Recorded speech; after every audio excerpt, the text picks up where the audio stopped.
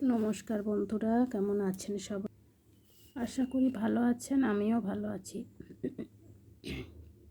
4646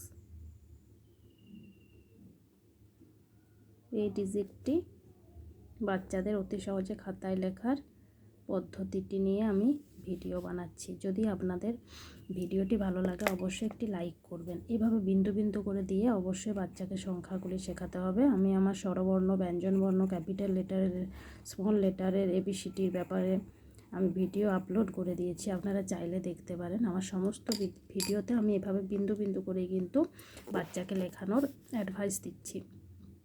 এরপর এটার পাশাপাশি কিন্তু আমি একটা দিয়েছি যাতে না ভিডিও বড় হয়, কিন্তু আপনারা অনেকগুলি করে দেবেন। এটার পাশাপাশি কিন্তু যেভাবে বইয়ে দেওয়া থাকে স্পেলিং বা নাম্বার নেম সেটাও লিখতে হবে।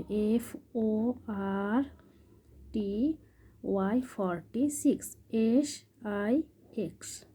6। এরপর স্মল লেটারে, কারণ ক্যাপিটালের পর স্মলেও শিখতে হয় বাচ্চাদের। FORTY 6